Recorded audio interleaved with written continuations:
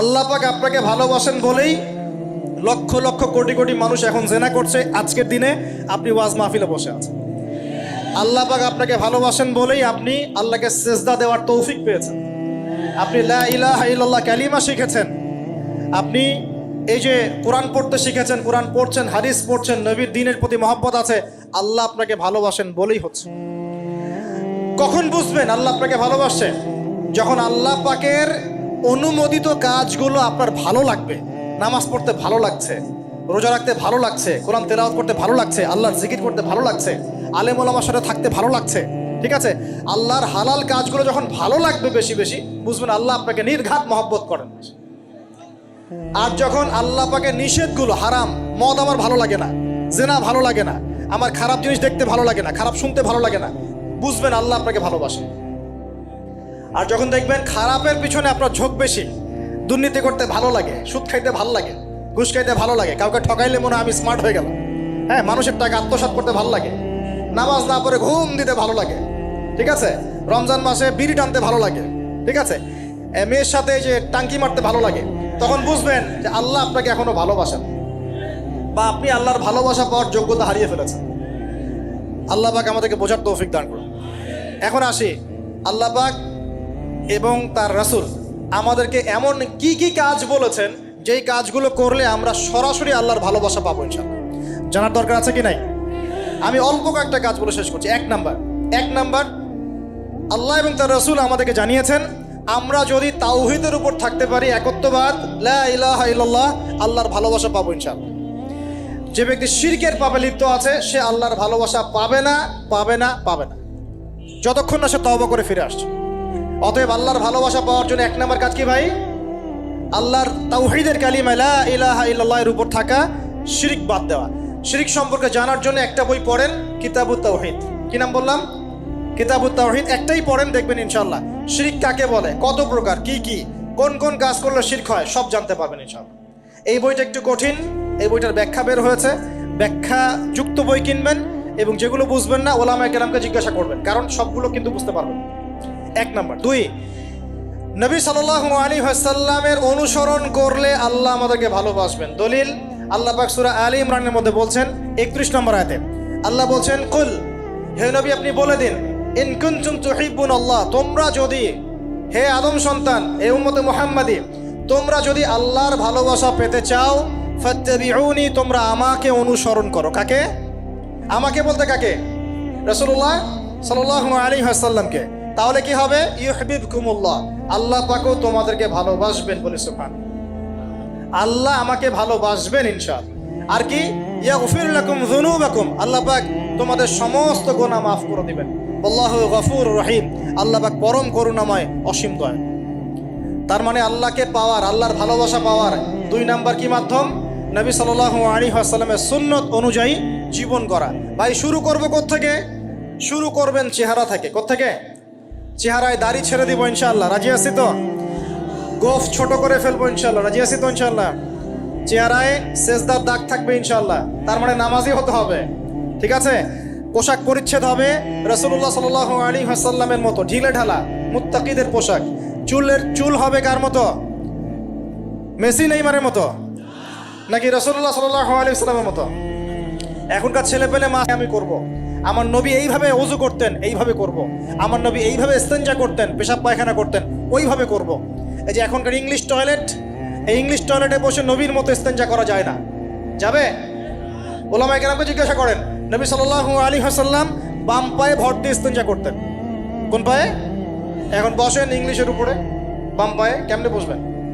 সম্ভব?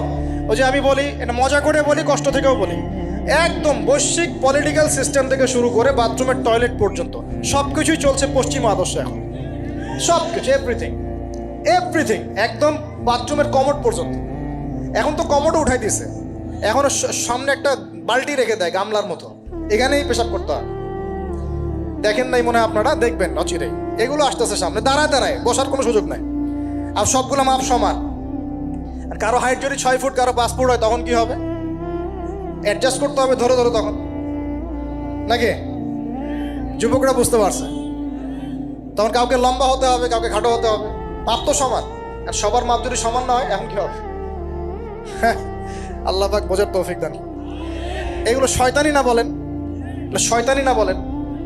বসে ইস্তেঞ্জা করতে হয় না, বসে ইস্তেঞ্জা না, এই পেশাবের ছিটা ফোটার কারণে কবরে আযাব হয় না। আপনারা হাদিসে জানেন না, নবীজি একটা কবরের পাশ দিয়ে যাচ্ছেন, তিনি থেমে গেলেন, থেমে গিয়ে বলছেন এই কবর দুটোতে আযাব হচ্ছে। কি হচ্ছে? কবরের আযাব। তিনি জানলেন কেমন করে? আল্লাহ পাক তাকে জানিয়েছেন, আল্লাহ পাক তাকে খবর দিয়েছেন এই কবর দুটো কি হচ্ছে? আযাব। নবীজি বলছেন এই কবর দুটোতে বড় কোনো পাপের কারণে আযাব হচ্ছে না। সাহাবীরা বলছেন তাহলে কি কারণে হচ্ছে ইয়া রাসূলুল্লাহ? তিনি বলছেন একজন পেশাব পায়খানা করে, পেশাব করে, স্পেশালি পেশাব করে এই ছিটা ফোটা থেকে সে সতর্ক থাকতো না।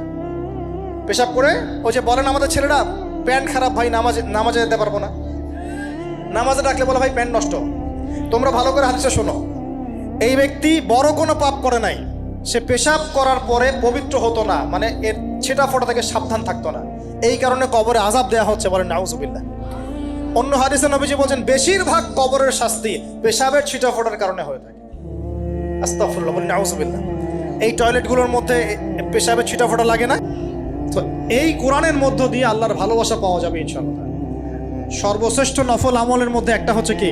আল কোরআন তেলাওয়াত করা। আল্লাহ পাক আমাদেরকে তেলাওয়াত করার তৌফিক দান করুন।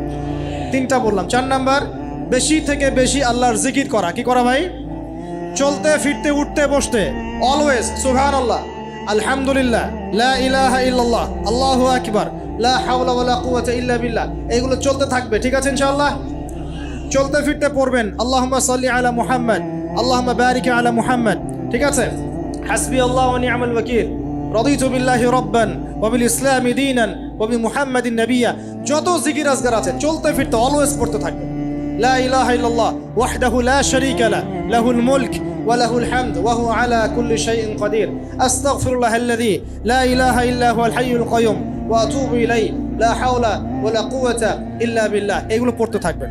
যে যত বেশি আল্লাহর জিকির করবে তার কলবে আল্লাহ তত বেশি নূর দিবেন ইনশাআল্লাহ। আর যার কলবে যত বেশি নূর সে তত বেশি আল্লাহর ভালোবাসা মহব্বত পাবে ইনশাআল্লাহ। কয়টা বলছি ভাই? 4টা। 1 নাম্বার কি ছিল? তাওহীদ। 2 নাম্বার নবীর সুন্নত। 3 নাম্বার বলেন কোরআন তেলাওয়াত করা। 4 নাম্বার বেশি বেশি আল্লাহর জিকির করা। 5 নাম্বার স্পেশালি 5 নাম্বার বেশি বেশি আল্লাহর কাছে তওবা করা। কি করা? যে আল্লাহর কাছে তওবা করে আল্লাহ তাকে মহব্বত করেন। আলহামদুলিল্লাহ, যে আল্লাহর কাছে তওবা করে আল্লাহ তাকে মহব্বত করেন। আমাদের নবীজি প্রত্যেক দিন 70 থেকে 100 বার আল্লাহর কাছে তওবা করতেন। বলেন সুবহানাল্লাহ। পারা যাবে তো ইনশাআল্লাহ? 6 নাম্বারটা হচ্ছে বেশি বেশি নামাজ আদায় করা। কি করা? আল্লাহকে পাওয়ার জন্য শ্রেষ্ঠ মাধ্যম হচ্ছে সেজদা করা। কি করা? আর সেজদা করা হয় সবচেয়ে শ্রেষ্ঠভাবে নামাজের মধ্য দিয়ে। কিসের মধ্য দিয়ে? ওয়াদা করতে পারি তো ইনশাআল্লাহ 5 ওয়াক্ত নামাজ পড়বো রেগুলার। আচ্ছা, এই দুনিয়াতে যত কিছু আছে, এই দুনিয়ার আকাশ বাতাস, নদী নালা, পানি, অক্সিজেন সবকিছু কার জন্য সৃষ্টি করা হয়েছে? গরু ছাগলদের জন্য, মানুষের জন্য। মূল দায়িত্ব কার? মূল অধিকার কার?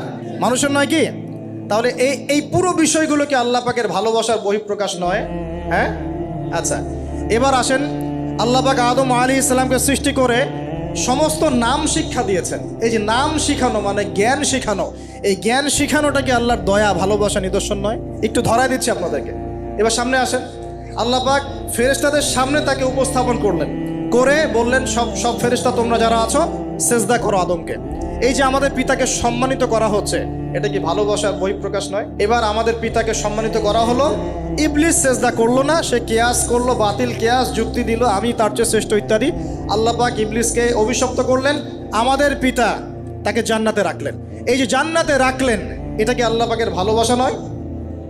এবার আল্লাহ পাক আদম আলাইহিস সালামের পাঁজর থেকে সৃষ্টি করলেন তার স্ত্রী হাওয়া আলাইহিস সালামকে। ওই যে শুরুতে বলেছি স্রষ্টা একা থাকতে পারলেও সৃষ্টি কি পারবে? এই জন্য আদম আলাইহিস সালামের পাঁজর থেকে তার স্ত্রীকে সৃষ্টি করা হয়েছে, উভয়ের মাঝখানে ভালোবাসা দিয়ে দেওয়া হয়েছে। বলেন সুবহানাল্লাহ। এই জেনা ভালোবাসা নিদর্শন নয়, বিয়ে শাদী হচ্ছে ভালোবাসার নিদর্শন। আল্লাহ পাক বলেছেন সূরা রুমের মধ্যে, ওয়াজআলা বাইনাহুমা মাওয়াজ্জাতা ওয়া রাহমা, আমি আল্লাহ স্বামী স্ত্রীর মধ্যে ভালোবাসা এবং হৃদ্যতা সৃষ্টি করে দিয়েছি। বলেন সুবহানাল্লাহ। তার মানে এই হারাম সম্পর্ক যেটা দেখছেন এটা হলো একটা জেনার পথ। আর যখন আমরা হালালভাবে বিয়ে শাদী করবেন, আপনারা করবেন, তখন দেখবেন আল্লাহ পাকের পক্ষ থেকে ভালোবাসা সৃষ্টি হয়ে যাবে ইনশাআল্লাহ। অতএব ওয়াদা করতে পারি তো আল্লাহর কাছে নিজের চরিত্রকে পবিত্র রাখবো ইনশাআল্লাহ, হারাম কোনো সম্পর্কে যাব না ইনশাআল্লাহ, কোনো সহি প্রেমেও যাব না ইনশাআল্লাহ। এটা সহি প্রেম আবার কি জিনিস? দিনী ভাই দিনী বোনের মধ্যে এখন প্রেম চলে, এগুলো হয় না মাঝে মাঝে, এগুলোও বন্ধ, এগুলো বন্ধ করতে হবে। হালাল উপার্জনের সোর্স হয়ে গেলেই, হালাল উপার্জনের সোর্স হয়ে গেলেই দিনদার মেয়ে দেখে বিয়ে করে ফেলবেন ইনশাআল্লাহ তাআলা। অন্য কোনো পথে যাবেন না, কোনো হারাম পথে যাবেন না, ওয়াদা করেন ইনশাআল্লাহ। রাজি আছেন তো ইনশাআল্লাহ? আল্লাহ কবুল করুন, আমিন। আর বিয়ের সময় অবশ্যই দিনদারিতা দেখবেন, অন্য কিছু না, অন্য কিছু পরে, দিনদারিতা আগে। দিনদারিতা আছে, নামাজ পড়ে, পর্দা করে, মাশাআল্লাহ সব দিক ঠিক আছে, তারপরে দেখবেন আপনি অন্য কিছু, তার আগে নয়। কথা ঠিক আছে? একইভাবে মেয়েদের ক্ষেত্রেও, যে আগে দেখবেন না ছেলে কত বড় চাকরি করে, ছেলের কত বড় বাড়ি আছে, গাড়ি আছে, এটা পরে। আগে দেখবেন ছেলে নামাজি কিনা, সুন্নত আছে কিনা, ইসলামের জন্য তার সফট কর্নার আছে কিনা, ইসলাম প্র্যাকটিস করে কিনা, এগুলো আগে দেখবেন। এগুলো না দেখলে কি হবে জানেন? বিয়ের 1 বছর 2 বছর পরেই বুঝতে পারবেন দুনিয়াটা জাহান্নাম হয়ে গেছে। নাউজুবিল্লাহ, দুনিয়াতেই তখন জাহান্নামের আযাবের স্বাদ ভোগ করতে হবে। নাউজুবিল্লাহ, আল্লাহ পাক আমাদেরকে হেফাজত করুন, আমিন। তো এই যে আল্লাহ পাক আদম আলাইহিস সালামের পাঁজর থেকে সৃষ্টি করলেন কাকে, এবং ভালোবাসা দিয়ে দিলেন উভয়ের মাঝখানে, এটা কি আল্লাহ পাকের দয়া নয়? আল্লাহ পাক ভালোবাসেন না? এবার দেখেন, গাছের কাছে যেতে নিষেধ করলেন, আমি কিন্তু শর্ট করে বলছি, গাছের কাছে যেতে নিষেধ করলেন, তোমরা জান্নাতে থাকো, খাও, যা ইচ্ছা করো, কিন্তু ওয়ালা তাকরাবা হাদিহি শাজারা, এই গাছের কাছেও যাবে না। একটা পরীক্ষা, জাস্ট একটা পরীক্ষা। এখানে কিন্তু বলা হচ্ছে গাছের কাছেও যাবে না, বলা হচ্ছে না যে গাছের ফল খাবে না। ঠিক যেমন আল্লাহ বলেছেন তোমরা জেনার কাছেও যাবে না, আল্লাহ পাক কিন্তু বলেন নাই জেনা করবে না, আল্লাহ পাক বলেছেন তোমরা জেনার কাছেও যাবে না। তো এখান থেকে আমরা এই হুকুমটার কঠোরতা বুঝতে পারি। তো প্রিয় ভাইরা, এখানে আমাদের পিতামাতা শয়তানের প্রলোভনে পড়ে গেলেন। কেন পড়লেন? শয়তান ওয়াসওয়াসা দিল যে আমি কি তোমাদেরকে এমন গাছের কথা বলে দিব যে গাছের কাছে গেলে বা যার ফল খেলে তোমরা চিরস্থায়ী জীবন পাবে এবং তোমরা ফেরেশতা হয়ে যাবে, এরকম কথা বলল, এবং তোমরা কোনোদিন মরবে না। হাল আদুল্লুকা আলা শাজারাতিল খুলদি ওয়া মুলকিন লা ইয়াবলা, এই দুটো ওয়াসওয়াসা, চিরস্থায়িত্বের ওয়াসওয়াসা এবং অমরত্বের ওয়াসওয়াসা দিয়ে আমাদের পিতামাতাকে নিয়ে গেল। এখন আমাদের পিতামাতা কি ফল খেয়েছিলেন কি খান নাই? আচ্ছা, এখন আল্লাহ পাকের দৃষ্টিতে অন্যায় হয়েছে কিনা? এরপরে আমাদের পিতামাতা কি করলেন? বললেন রব্বানা যালামনা আনফুসানা ওয়া ইল্লাম তাগফির লানা ওয়া তারহামনা লানাকুনান্না মিনাল খাসিরিন। এই যে দোয়াটা তারা করলেন, এই দোয়াটা করার পরে আল্লাহ পাক কি তাদেরকে মাফ করে দিয়েছেন কি দেন নাই? বলেন, কথা বলেন। আল্লাহ পাক মাফ করে দিয়েছেন কি দেন নাই? এই যে অন্যায় করার পরেও আল্লাহ যে ক্ষমা করে দেন, মানে গুনাহ করার পরেও যে আদম সন্তানকে আল্লাহ পাক মাফ করে দেন, এটা কি আল্লাহ পাকের রহমত, দয়া কি নয়? আচ্ছা, এটা আল্লাহ পাকের নিদর্শন ছিল ভালোবাসার। এরপর আল্লাহ পাক দুনিয়াতে পাঠিয়ে দিলেন, কারণ এটা পরীক্ষা, দুনিয়াটা পরীক্ষার জায়গা, পরীক্ষা দিচ্ছি আমরা এখানে। এখন পরীক্ষা ক্ষেত্রে কি আল্লাহ পাক আমাদেরকে একা ছেড়ে দিয়েছেন? আল্লাহ পাক কি আমাদেরকে একা ছেড়ে দিয়েছেন? না, আল্লাহ পাক দুনিয়াতে পাঠিয়ে আমাদেরকে গাইডলাইন দিয়েছেন কিনা, কিভাবে চলতে হবে, কি করা যাবে কি করা যাবে না, কিভাবে চলবো কিভাবে চলবো না। আল্লাহ পাক কি ওহী নাজিল করেছেন কিনা? এই ওহী নাজিল করাটা কি আল্লাহ পাকের রহমত কিনা, আল্লাহ পাকের দয়া কিনা, ভালোবাসা কিনা? আল্লাহ পাক কি একা ছেড়ে দিয়েছেন না নবী রসুল পাঠিয়েছেন? এই যে নবী রসুলদেরকে পাঠিয়েছেন, এই নবী রসুলগণ কি আল্লাহর পক্ষ থেকে রহমত কিনা? বলেন। না হলে আমরা কি করতাম? দুনিয়াতে কেমন করে চলতাম, কিভাবে পথ খুঁজে পাইতাম, কেমন করে ইবাদত করতাম, আমরা কি জানতে পারতাম? আল্লাহ পাক রহম করে, ভালোবেসে, দয়া করে নবী রসুল পাঠিয়েছেন, আসমানি কিতাব পাঠিয়েছেন। বলেন সুবহানাল্লাহ।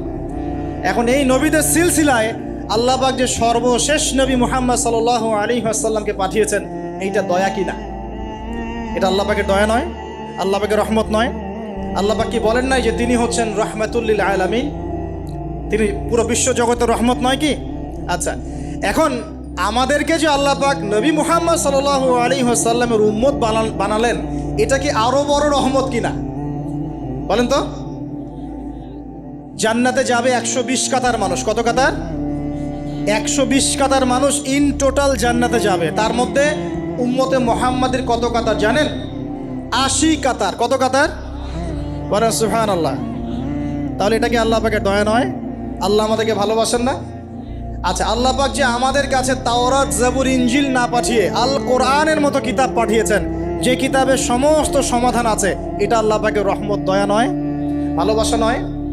আচ্ছা, এখন আল্লাহ পাক দুনিয়াতে চলার জন্য আমাদেরকে জীবন দিয়েছেন, হায়াত দিয়েছেন, সুস্থতা দিয়েছেন, পরিবার দিয়েছেন, আমাদের ব্যবসা বাণিজ্য দিয়েছেন, আমাদের স্ত্রী সন্তান দিয়েছেন, আমাদেরকে চলাফেরা করার ক্ষমতা দিয়েছেন। একটা চোখ নষ্ট হয়ে গেলে বুঝতে পারে মানুষ যে কত কষ্ট হচ্ছে, একটা পা না থাকলে বুঝতে পারে কত কষ্ট হচ্ছে। এই করোনার সময় যারা শ্বাস নিতে পারে নাই তাদের কত কষ্ট হয়েছে। সুস্থ আছি, সুন্দর আছি, পরিবার আছে, আল্লাহ রিজিক দিচ্ছেন, 3 বেলা খাওয়াচ্ছেন, কাপড় দিচ্ছেন, শিক্ষার ব্যবস্থা করছেন, ইবাদত করার সুযোগ দিচ্ছেন, গুনাহ করলেও আবার মাফ করে দিচ্ছেন। এই সব কিছুকে আল্লাহ পাকের ভালোবাসা নয়? এই ভালোবাসাগুলো কি নিঃস্বার্থ ভালোবাসা না স্বার্থ ভিত্তিক ভালোবাসা? এই আল্লাহ পাকের কোনো স্বার্থ আছে? আল্লাহ পাক আমাদের কাছে কিছু চান? রিজিক চান? টাকা পয়সা চান? আল্লাহ পাকের যদি ইবাদত করে আমরা ছেড়ে দেই, আল্লাহর কোনো ক্ষতি হবে? আমরা ইবাদত করে ভাসিয়ে ফেললাম, আল্লাহর কোনো লাভ আছে? আল্লাহ পাকের শক্তি কি আরো বেড়ে যাবে না কমবে? নাকি যেমন আছে তেমনই থাকবে? আল্লাহ রাব্বুল আলামিনের শান শওকত কি আরো বেড়ে যাবে, নাকি আল্লাহ পাকের শান শওকত কমে যাবে? আল্লাহ রাব্বুল আলামিন যেমন, আল্লাহ পাক তেমনই থাকবেন, তাই নয় কি? আল্লাহ পাকের যে বিশাল খাজানা আছে, আমরা যদি ইবাদত করে ভাসিয়ে ফেলি, খাজানা কি বেড়ে যাবে? আমরা যদি সবাই ইবাদত করা ছেড়ে দেই, খাজানা কমে যাবে? আল্লাহ পাকের কোনো স্বার্থ আছে আমাদের ভালোবাসার?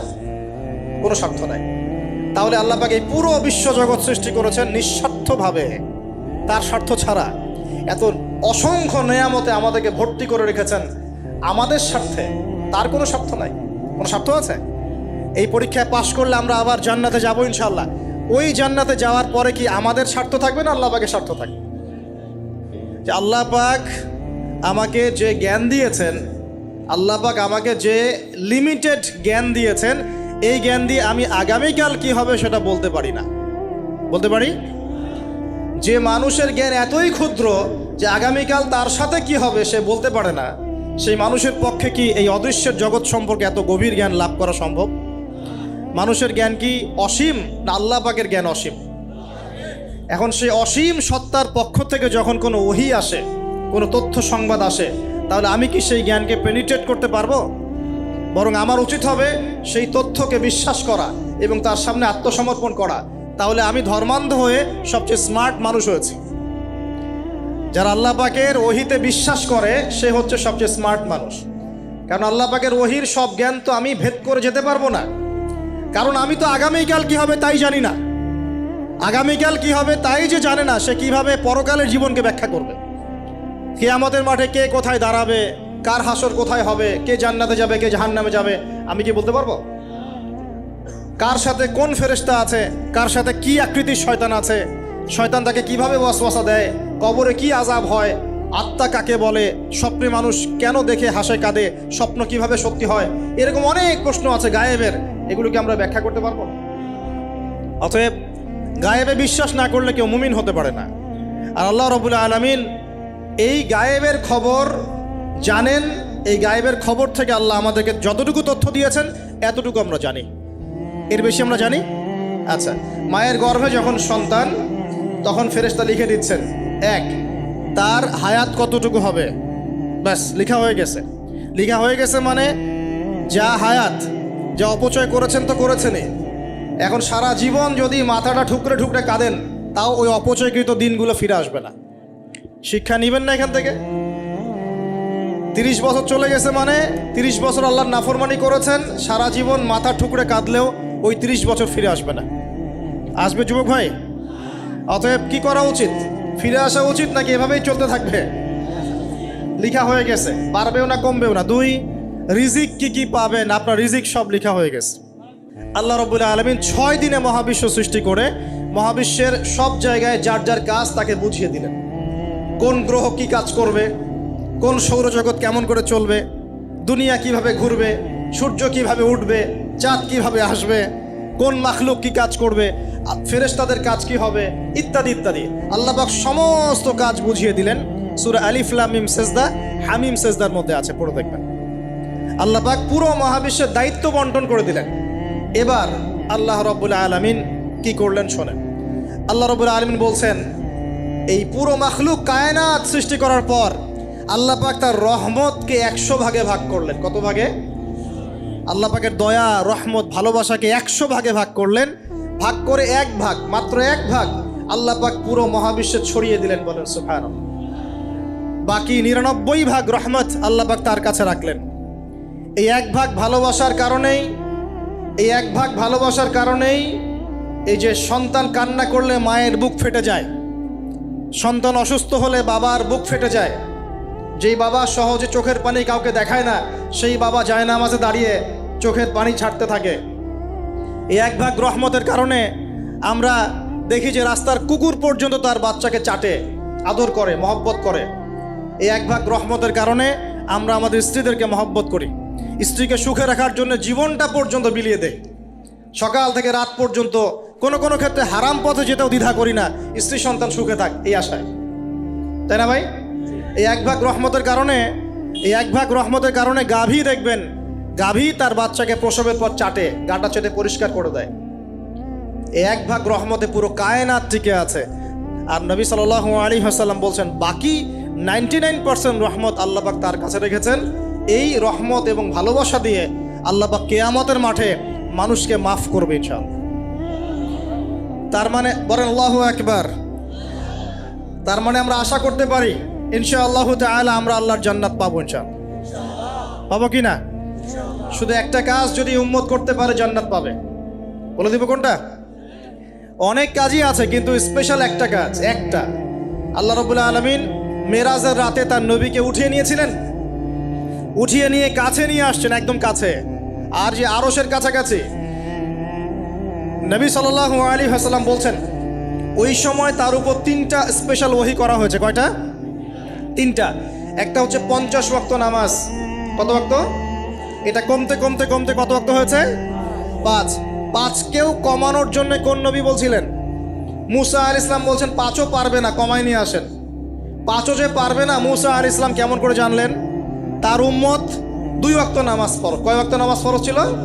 ওই 2 ওয়াক্ত তার আদায় করতে পারে নাই। এই অভিজ্ঞতা থেকে তিনি বলেছেন যে আপনার উম্মত 5 ওয়াক্ত পারবে না। সত্যি না মিথ্যা কথাটা? আসলেই কি উম্মত 5 ওয়াক্ত নামাজ পড়তে পারছে? আচ্ছা, যাই হোক, আল্লাহ পাক আমাদেরকে পড়ার তৌফিক দান করুন। দ্বিতীয় ওহী হচ্ছে সূরা বাকারার শেষের 3টা আয়াত। কয় আয়াত?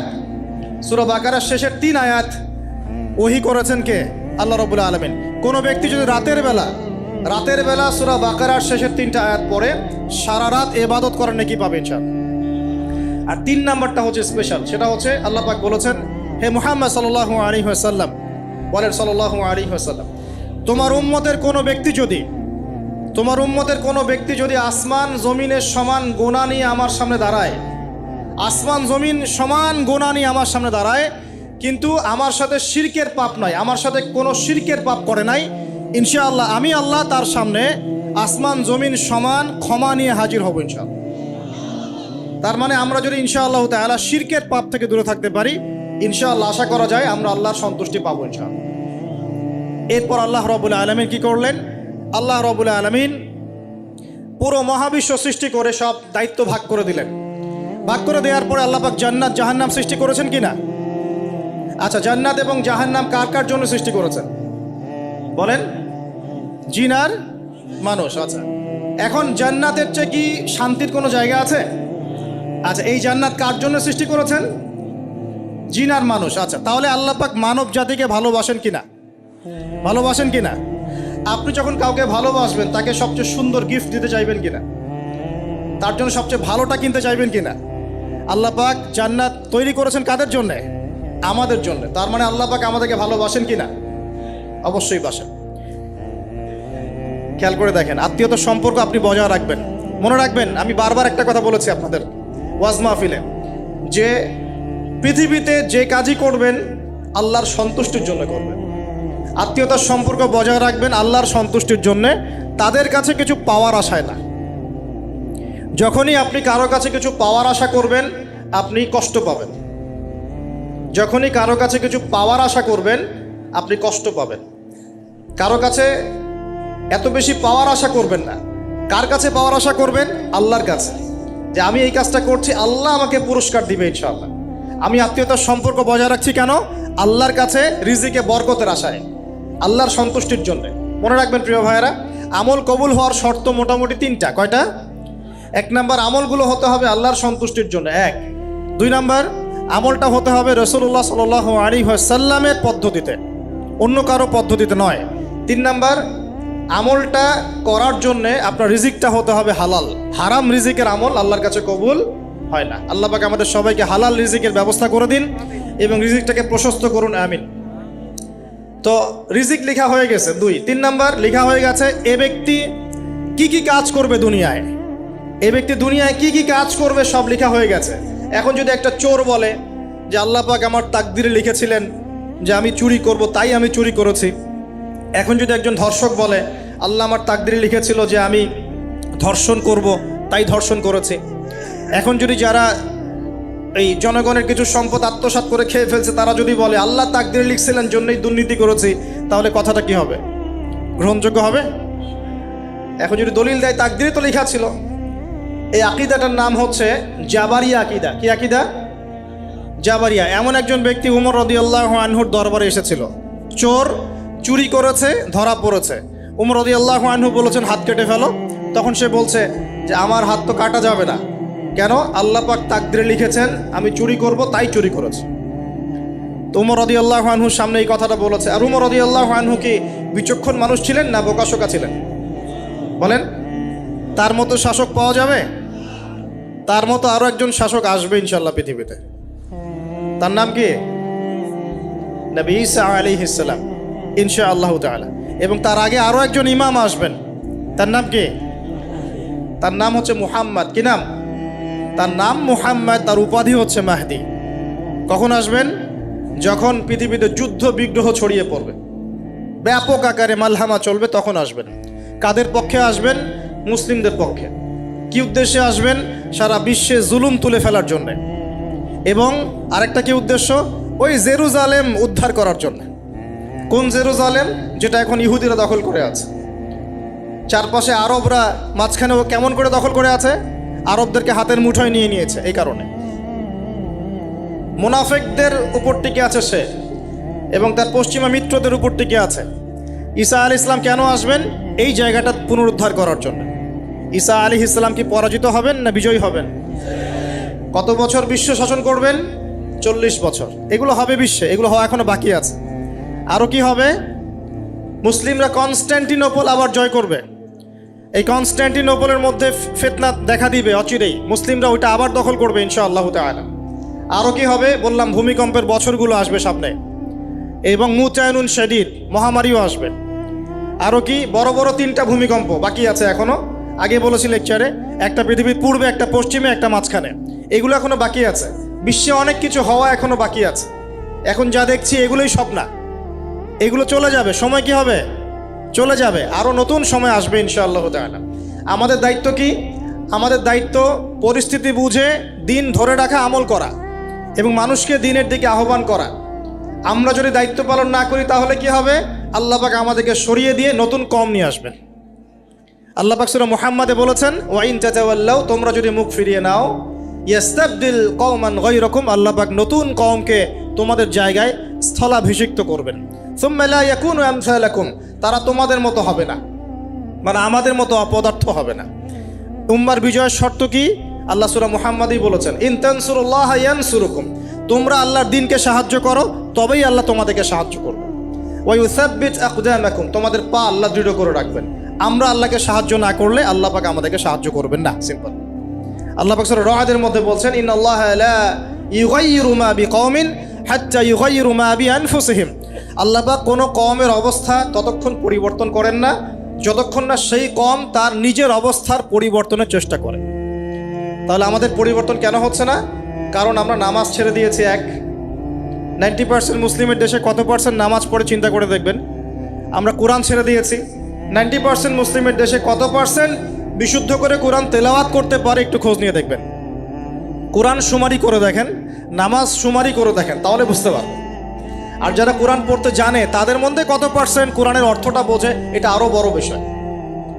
তারপরে আবার কারা মেনে চলে, এটা আরও বড় বিষয়। আর আমরা কতজন মানুষ দিন ইসলামকে সামগ্রিক দিন হিসেবে মানি, এটাও একটা বড় বিষয়। আমরা মানি ঠিকই, আংশিক। যেমন ইবাদত বন্দেগীর জীবনে মুসলমান, অর্থনৈতিক জীবনে গিয়ে আবার সুদখোর, এমন না বিষয়টা? এমন হয় না বিষয়টা? ইবাদত বন্দেগীর জীবনে আমি পাক্কা মুসলিম, কপালে সেজদার দাগ আছে মাশাআল্লাহ, দাড়ি টুপিও আছে মাশাআল্লাহ, কিন্তু ব্যবসায় গিয়ে মাপে কম দিচ্ছি না, ব্যবসায় গিয়ে আমি আরাম ভেজাল দিচ্ছি কি না, এরকম হচ্ছে কি না? হচ্ছে। কিন্তু সে কিন্তু মুসলিম এবং নামাজও পড়ে। তা আমাদের সমস্যা ভাই এখানেই। এখন এই সমস্যাটা সলভ করলে ইনশাল্লাহ সব সমস্যা সলভ হয়ে যাবে ইনশাল্লাহ। সমস্যাটা কি, আমরা ইসলামটাকে আংশিকভাবে মানি, পরিপূর্ণ জীবনে ইসলাম বাস্তবায়ন করতে পারছি না। আমি আপনি হয়তো কেউই পারছি না, ফখর করলে বলার নাই যে আমি খুব পারছি, আসলে আমিও পারছি না। কারণ এই যুগে এটা পারাটা খুব ডিফিকাল্ট, এই যুগে পারাটা কি খুবই কঠিন। কিন্তু এটাই তো এই যুগের চ্যালেঞ্জ। নবীজি বলেছেন তোমাদের সামনে এমন যুগ আসছে যে যুগে ঈমান ধরে রাখাটা হাতের মধ্যে আগুন ধরে রাখার মতো হবে। তবে সুসংবাদ ওই যুগে তাদের জন্যে যারা আমার সুন্নতকে আবার জীবিত করতে পারবে, যে আমার মৃত সুন্নতকে জীবিত করবে, আল্লাহ পাক তাকে দুধ মানে প্রেমময়, আল্লাহ পাক ভালোবাসেন কি না? তাহলে এই পুরো মহাবিশ্ব সৃষ্টি করে আল্লাহ পাক কি মহাবিশ্বের মধ্যে ভালোবাসা ছড়িয়ে দেন নাই? হতে পারবে। আর এই দুর্বলতার কারণ কি জানো? পর্নোগ্রাফি। পর্নোগ্রাফির মধ্য দিয়ে গোপন পাপ, তাই না ভাই? এই যুগে এইসব পাপ থেকে বেঁচে থাকা খুবই ডিফিকাল্ট। কিন্তু বিশ্বাস করেন, এই কথাটা শোনেন, যদি কোনো ব্যক্তি যুবক, স্পেশালি যুবক যার যৌবনের তাড়না আছে, এই যুবক যদি পবিত্র জীবন যাপন করতে পারে, আল্লাহ পাক ওই যুবককে দেখে অবাক হয়ে যান। এবং কেউ যদি প্রকাশ্য গোপন জেনা থেকে বেঁচে থাকতে পারে, সাক্ষাৎ মৃত্যুর হাত থেকে আল্লাহ তাকে বাঁচাতে পারে। জীবনে যত পাপ করেছেন এই পাপগুলোর কাছে খাতায় লিখবেন যে আমি এই পাপ জীবনে করেছি।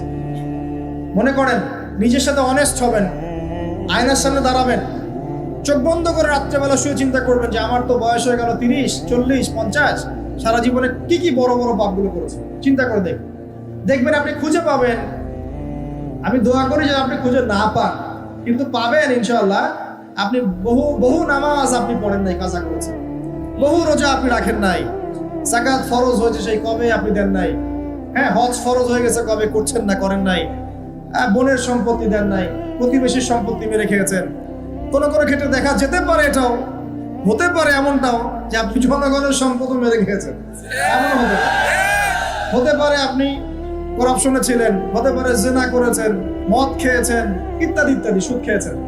অনেস্টলি খাতায় লিখেন, লেখার পরে শেষ রাত্রে উঠে চোখের পানি ছেড়ে দিয়ে আল্লাহর কাছে 2 রাকাত নামাজ পড়ে বলেন, আল্লাহুম্মা আনতা রাব্বি লা ইলাহা ইল্লা আনতা খালাকতানি আনা আবদুক ওয়া আনা আলা আহদিক ওয়া ওয়া'দিকা মাস্তাতা'ত আউযু বিকা মিন শাররি মা সানা'ত আবু'ু লাক বিনি'মাতিকা আলাইয়া ওয়া আবু'ু বিযানবি ফাগফিরলি ফাইন্নাহু লা ইয়াগফিরু যুনুবা ইল্লা আনতা। এটা সাইয়্যিদুল ইস্তিগফার, ইস্তিগফারের সর্দার। যে ব্যক্তি সকালে পড়বে, রাত্রের আগে যদি মারা যায় জান্নাতি, রাত্রে পড়বে সকালের আগে মারা গেলে জান্নাতি। হিসনুল মুসলিম বইয়ের মধ্যে আছে। কোন বই? হিসনুল মুসলিম। তোমরা যে ফোন সারাদিন চালাও, ভালো কিছু অ্যাপস ডাউনলোড করো। হিসনুল মুসলিম একটা অ্যাপসও আছে, ডাউনলোড করে দেখো, সব দোয়া কালামগুলো এখানে দেয়া আছে না? আচ্ছা, এটা যদি না পড়েন এতটুকু বলবেন, আস্তাগফিরুল্লাহাল্লাযী লা ইলাহা ইল্লা হুয়াল হাইয়ুল কাইয়্যুম ওয়া আতুবু ইলাইহি। চোখের পানি ছেড়ে দিয়ে পাপ থেকে তওবা করে ফিরে আসতে হবে। এটা কাজ নাম্বার 1। এটা কত নম্বর কাজ? 1 নম্বর কাজ। কারণ আমরা জানি না যে আমরা কে কতদিন বাঁচবো, জানি? কিন্তু মানুষের চলাফেরা দেখলে মনে হয় যে মানুষ জানে।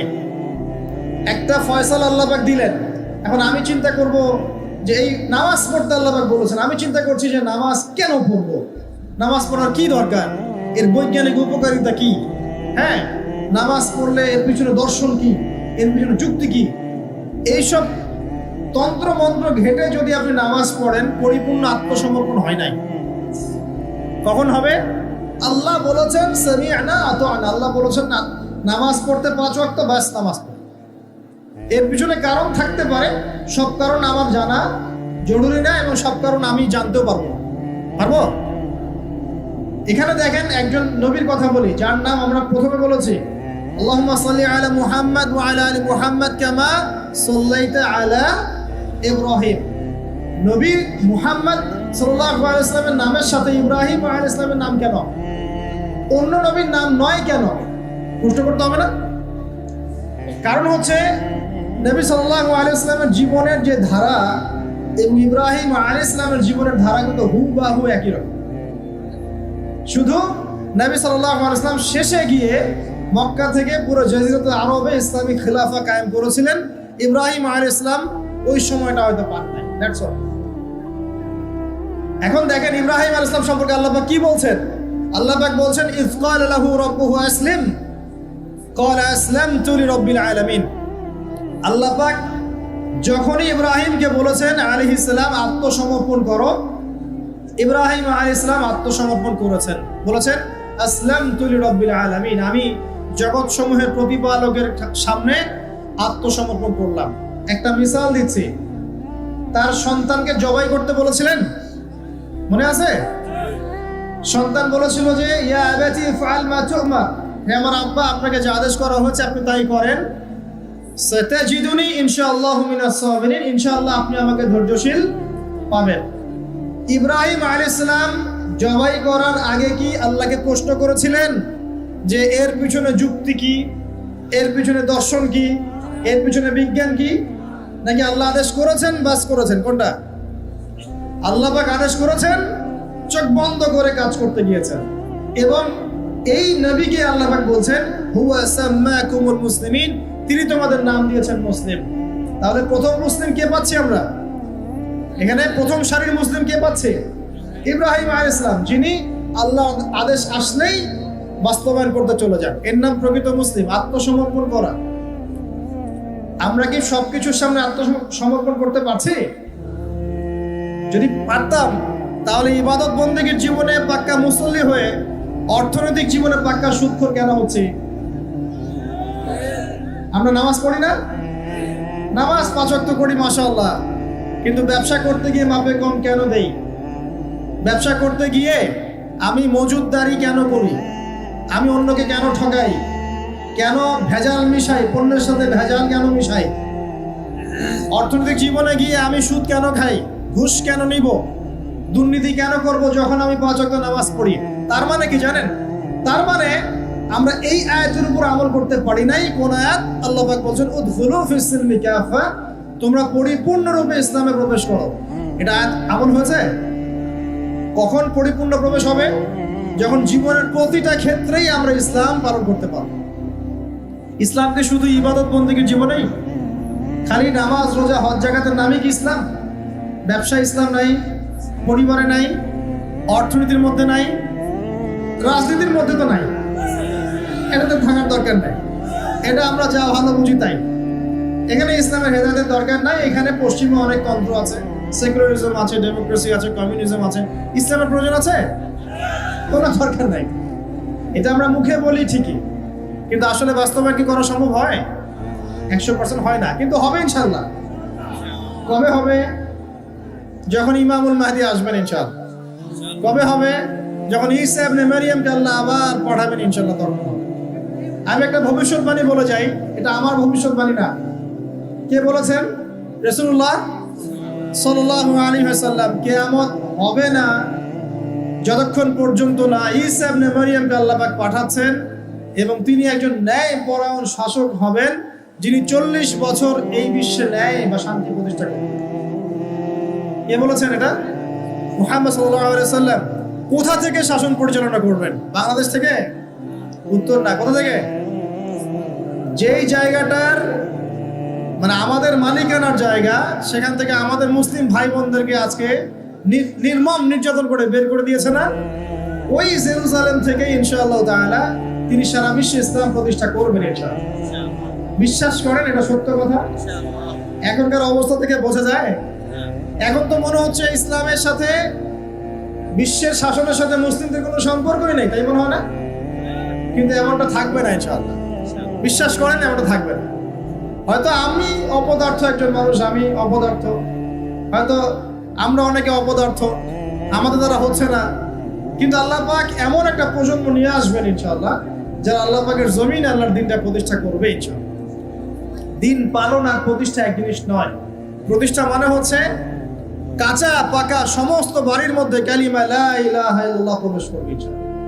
এমনটাও হাদিস এসেছে, একটা কাঁচা বাড়ি বাদ থাকবে না, একটা পাকা বাড়িও বাদ থাকবে না যেখানে আল্লাহ পাক তাওহীদের কালিমা লা ইলাহা ইল্লাল্লাহ প্রবেশ করাবেন না। আমরা কি ইসলামের এই বিজয় চাই? সত্যি চাই তো? তাহলে আজকে অ্যালার্ম দিব আর রাত্রেবেলা খেলা দেখতে উঠে যাবো ইনশাআল্লাহ, নাকি ভাই? এই বিজয় চাইলে কি লাগবে আমাদের? আমরা পশ্চিমা সংস্কৃতি অনুসরণ করব, ওদের মতো করে তেলাপোকা ছাড় দিব, নাকি? তেলাপোকা ছাড় বোঝেন নাকি? মাথায় মনে হয় কিছু কিছু ইঁদুর আর তেলাপোকা ছেড়ে দিয়েছে, চেটে চেটে চুলগুলো এগুলো থেকে নাই করে দিয়েছে, সামনে এখানে একটু চুল আছে মাথা।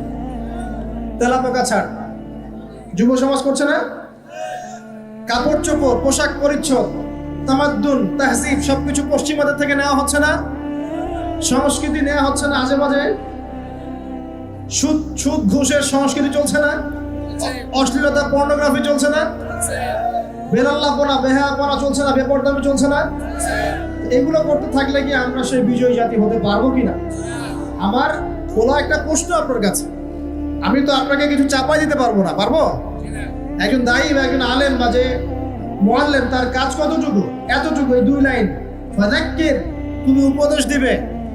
ইন্নামা আনতা মুযাক্কির, তুমি উপদেশ দাতা।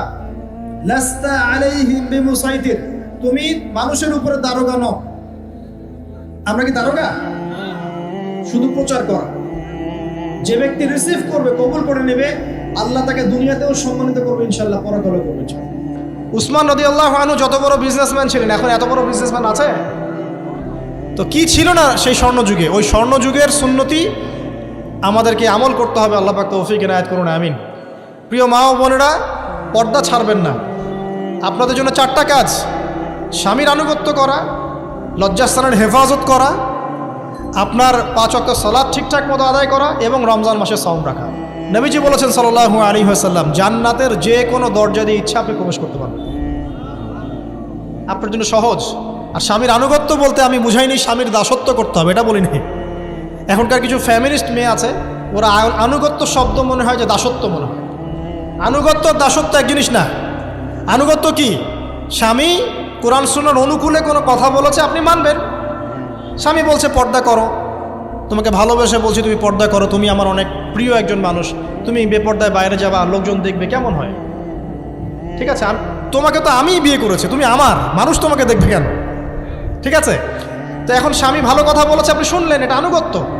আর ওই স্বামী যদি বলে আসো তো আমার কলিগরা এসেছে, ওকে খাবার সার্ভ করতে হবে, আসো খাবারটা পরিবেশন করো, এখন আপনি বেপর্দা হয়ে আপনার স্বামীর কলিগের সামনে খাবার পরিবেশন করতে শুরু করলেন, এটা কি আনুগত্য করতে হবে? এটা তখন আপনি আনুগত্য করবেন না। সিম্পল, কোরআন সুন্নাহর অনুগত কাজে আপনি স্বামীর আনুগত্য করবেন, বিপরীতে গেলে আপনি করবেন না। স্বামীর আনুগত্য মানে স্বামীর দাসত্ব নয়। আর এই হাদিসটা আপনি কেন ভুলে যান যে আল্লাহ রাসূল সাল্লাল্লাহু আলাইহি ওয়াসাল্লাম বলেছেন, আল্লাহ ছাড়া যদি কাউকে সেজদা করা যেত, সম্মান বুঝাচ্ছেন, আল্লাহ ছাড়া যদি কাউকে সেজদা করা জায়েজ হতো, আমি মেয়েদেরকে বলতাম যেন স্বামীকে সেজদা করে। কেন? কারণ আপনাকে রেসপন্সিবিলিটি, আপনার খাবার, আপনার ফুড, আপনার শেল্টার, আপনার মানে পুরো দায় দায়িত্ব নিজের হাড় ভাঙা পরিশ্রম দিয়ে, জীবনের ঝুঁকি নিয়ে স্বামী আপনার জন্য করে। সে আপনার সম্মান পাওয়ার যোগ্য তো? সে কি আপনার সম্মান পাওয়ার যোগ্য নয়? আপনি যদি সম্মানের হক আদায় না করতে পারেন তাহলে আপনি অকৃতজ্ঞ। আর অকৃতজ্ঞ মেয়ে কখনো জান্নাতে যাবে? একটা হাদিসে আছে, বেশিরভাগ মেয়ে জাহান্নামের যাওয়ার অন্যতম কারণ হচ্ছে তারা স্বামীর সাথে কুফুরি করে। কি করে? মানে সারা জীবন স্বামী ভালোবেসে যায়, ভরণ পোষণ দিয়ে যায়, সব চাহিদা পূরণ করে যায়, একদিন দেখবেন কথা কাটাকাটি হয়েছে, ওই দিন বলে বসবে যে তোমার কাছে আমি কিচ্ছু পাই নাই সারাদিন। এই যে কুফুরি, এই কারণে তারা জাহান্নামে যেতে পারে বেশি। আল্লাহ হেফাজত করুন। আমি আরেকটা কারণ হচ্ছে যে বেপর্দা। আপনাকে 4টা মূলনীতি ফলো করতে হবে। 1, এমন কোনো পোশাক পরবেন না যে পোশাকটা আটো সাটো, যেটা পরলে আপনার গায়ের কাঠামো বোঝা যায়। এটা বোরখা হলেও পরা যাবে না। আমি কি বুঝাতে পারছি? ডিজিটাল বোরখা দেখেন নাই? দেখছেন? মাশাআল্লাহ। আর কারা কারা দেখছেন? এদিকে চোখ বেশি যায় না? আচ্ছা, এমনি দেখা যায়, চোখ দিতে হয় না, এমনি দেখা যায়। ডিজিটাল বোরখা চলবে না, ডিজিটাল বোরখা চলবে না। আমার মত, এটা আমি মত দিচ্ছি, আমি আল্লাহর রাস্তায় সময় দিয়েছি অনেক দিন, এবং এখানে যে পর্দাটা শেখানো হয় এরকম পর্দা আমি অন্য কোথাও দেখিনি। এত চমৎকার পর্দা শেখানো হয়। কারা কারা সময় লাগিয়েছেন? 3 দিন 7 দিন সময় দিয়েছেন কারা কারা? বেশিরভাগই দেন নাই, সমস্যা নাই। দিতে হবে, আমি বাধ্যতামূলক বলিনি আপনাকে। বলেছি এখানে পর্দা শেখানো হয়, চমৎকার পর্দা শেখানো, যে এখানে চোখটা পর্যন্ত তাদের ঢেকে রাখার তালিম দেওয়া হয়। যাই হোক, যেখানেই শেখেন অ্যাটলিস্ট পর্দাটা শিখলেই হলো। এমন পোশাক হবে না যেই পোশাকটা আটো যেটা পরে আপনার গায়ের কাঠামো বোঝা যায়। 2 নম্বরে এমন পোশাক পরা যাবে না যেই পোশাকটা পরলে বাহির থেকে ভিতরের অঙ্গ দেখা যায়। দেখেছেন? দেখেন নাই? দেখছেন হুজুর? আচ্ছা, আপনারা তো সব দেখেন দেখি। তারপরে 3 নাম্বার, এমন পোশাক পরা যাবে না যেটা অমুসলিমদের সাথে সাদৃশ্য আছে। কথা বুঝতে পারছেন? অমুসলিমদের ধর্মীয় বিষয়ের সাথে সাদৃশ্য আছে এমন পোশাক মুসলিম মেয়েদের পরা যাবে না। এর মানে এই নয় যে অন্য ধর্মকে আপনি আক্রমণ করবেন, এটাও নয়। যে যার ধর্ম তাদের স্বাধীনতা মতো পালন করবে। মুসলিমরা বাধা দিবে না। মুসলিমরা দাওয়াত দিতে পারে। কি করতে পারে? দাওয়াত দিতে পারে যে ভাই যে লা ইলাহা ইল্লাল্লাহর কনসেপ্ট আপনাকে বোঝাচ্ছি, আল্লাহ ছাড়া কোনো মাবুদ নাই, মুহাম্মদ সাল্লাল্লাহু আলাইহি ওয়াসাল্লাম সর্বশেষ রাসূল, এই কোরআন পড়ুন, হাদিস পড়ুন, দেখুন এটাই হচ্ছে মানবতার মুক্তির সনদ। এরপর যদি সে ইসলাম কবুল করে আলহামদুলিল্লাহ, যদি না করে এর হিসাব কে দিবে? সে নিজে দিবে। এর হিসাব কি আমাকে দেওয়া লাগবে না। তো অমুসলিমদের সাথে সাদৃশ্য আছে এমন পোশাক চলবে না। আর 4 হচ্ছে পুরুষরা মেয়েদের পোশাক পরতে পারবে না, মেয়েরা পুরুষদের পোশাক পরতে পারবে না। জি, আপনাদেরকেই বলছি, আপনারা জিন্স পরতে পারবেন না, মেয়েদেরকে বলছি, এবং টি শার্ট পরতে পারবেন না। আপনারা ওই যে যা ইচ্ছা তাই ড্রেস পরে বলবেন যে 1000 বছরের সভ্যতা সংস্কৃতি, এসব বাজে কথা চলবে না এখানে। এটা 1000 বছরে কোনোদিনও আমাদের দাদা নানিরা এগুলা কখনো পরে নাই। পরছে? আপনার দাদি কখনো এরকম পরছিল শাড়ি? তো যে বললো 1000 বছর থেকে পরে আসতেছে নাকি? সুবহানাল্লাহ। তো এখানে বিষয়টা হচ্ছে পুরুষ মেয়ের পোশাক পরতে পারবে না, মেয়ে পুরুষের পোশাক পরতে পারবে না। আমি খুব সংক্ষিপ্ত করে আপনাকে কোরআন সুন্নাহ থেকে 4টা মূলনীতি বলে দিলাম। এই 4টা মূলনীতি কোরআনেও আছে, হাদিসেও আছে। আসেন, এই যে নারীর অবমাননা, এই বিষয়টা আইয়ামে জাহিলিয়াতে যেমন ছিল, এখন দেখবেন আরও বড় পরিসরে এসেছে। আসে নাই? এই যে ফ্যাশন শো, দেহের প্রদর্শনী, বিভিন্ন ফিল্মস দেখবেন, ফিল্ম ইন্ডাস্ট্রিজে দেখবেন, মিউজিকে দেখবেন, পর্নে দেখবেন, মেয়েদের দেহটাকে নিয়ে ব্যবসা করা হচ্ছে। আগে তো না হয় কন্যা সন্তান হলে জীবন্ত পুঁতে ফেলতো নাকি? এখন যদি গর্ভের বাচ্চা মেয়ে জানে, অনেকে আগেই মেরে ফেলে। বোঝেন নাই মনে হয়? অনেকে যদি জানে যে গর্ভে মেয়ে সন্তান আছে, আগেই মেরে ফেলায়। এমন অনেক দেশ আছে, আমি নাম বলছি না দেশের সঙ্গত কারণে, যে সে দেশে এরকম মেয়ে সন্তানকে এই যে খালাস করে ফেলার, নষ্ট করে ফেলার, ভ্রূণ নষ্ট করার আলাদা ক্লিনিক আছে, আলাদা হসপিটাল আছে। বলে নাউজুবিল্লাহ। তো আসলে ওই 1450 বছর আগের মানুষটা বেশি বর্বর ছিল না আমরা বেশি বর্বর? এই যে অধিকারের কথা বলে বলে আমরা মেয়েদের দেহটাকে নিয়ে এখন মস্করা করছি, তামাশা করছি। সবচেয়ে সেরা অধিকার কোথায় পাবে? কোরআনে পাবে, হাদিসে পাবে, ইসলামে পাবে। তার পর্দা নিশ্চিত হবে, দেহ সেফ থাকবে, তার ইজ্জত নিশ্চিত হবে, ইজ্জত সেফ থাকবে, তার সম্মান সেফ থাকবে, তাকে রাজরানীর মতো স্বামী বাসায় রাখবে, কারণ সে হচ্ছে তার কাছে সবচেয়ে মূল্যবান প্রিয় বস্তু। শুধু তাই নয়, সম্পত্তির অধিকার তাকে দিতে হবে।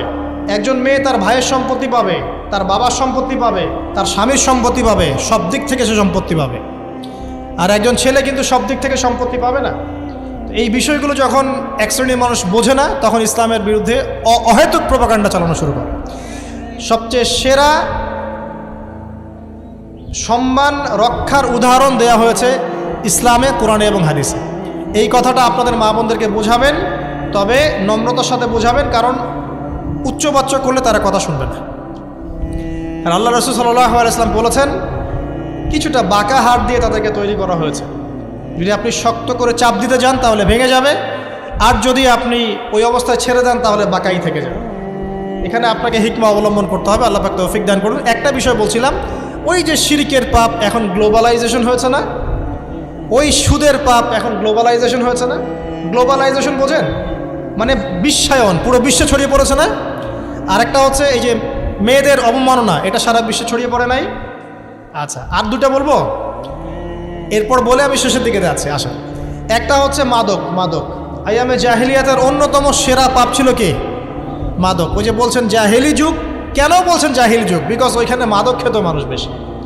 এখন বলেন, ওখানে না হয় মক্কায় মাদক খেত মানুষ, এখন সারা বিশ্বে মাদক ছড়িয়ে পড়ে নাই? বেশি না কম? এখন এই যে নতুন নতুন মাদক আসছে, ইয়াবা, আরও নাকি কি কি আসছে নতুন নতুন, আমরা নামও জানি না। এই যে গাজার নাম জানি, ফেন্সিডিলের নাম জানি, আর কি কি আছে? হিরোইন বলেন, আর দু একটা, আফিম, আর কি আছে? হ্যাঁ, রেন্ডি, সুবহানাল্লাহ, এই নামও কখনো শুনি নাই আমি। আচ্ছা শোনেন শোনেন, বিষয়টা হচ্ছে, দেখুন এই বিষয়টা কি হালাল না হারাম? আচ্ছা, এটাকে যদি আমরা হালাল করে নেই তাহলে কি হবে? কুফরি হবে না শিরক হবে? শিরক কুফর দুটোই হচ্ছে। কিন্তু এখন মক্কার কিছু মানুষ মাদক খেয়েছে বুঝলাম, আল্লাহ রাব্বুল আলামিন ধাপে ধাপে এখান থেকে বের করেছেন। প্রথমে বলেছেন মদ খেয়ে নামাজের ধার কাছে যেও না, হ্যাঁ, তারপরে বলেছেন এই যে মাদকে কিছুটা উপকার আছে কিন্তু বেশি ক্ষতি, তারপর বলেছেন খেয়ে নামাজের কাছে যেও না, তারপর ধাপে ধাপে শেষের দিকে এসে আল্লাহ পাক বলেছেন যে এটাকে ছেড়ে দাও। সূরা মাইদায় পড়ে দেখেন, এটা শয়তানের কাজ।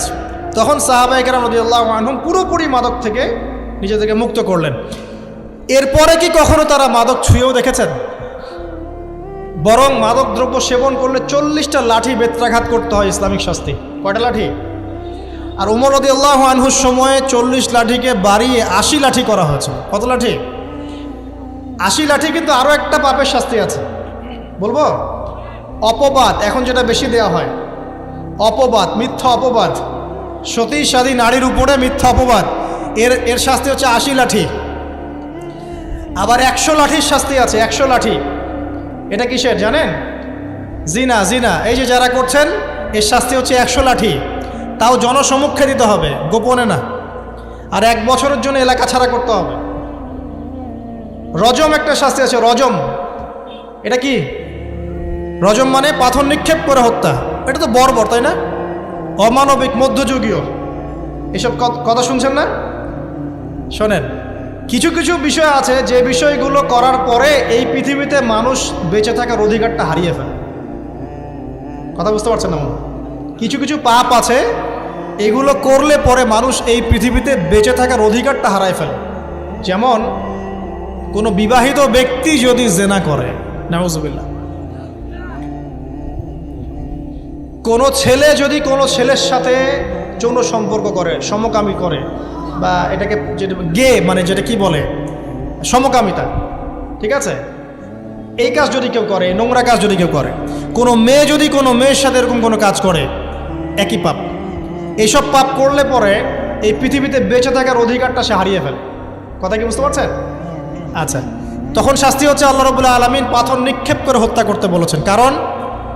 কারণ হচ্ছে সে এত গর্হিত একটা কাজ করেছে যেটা এই শাস্তি পাওয়ার সম্পূর্ণ যোগ্য।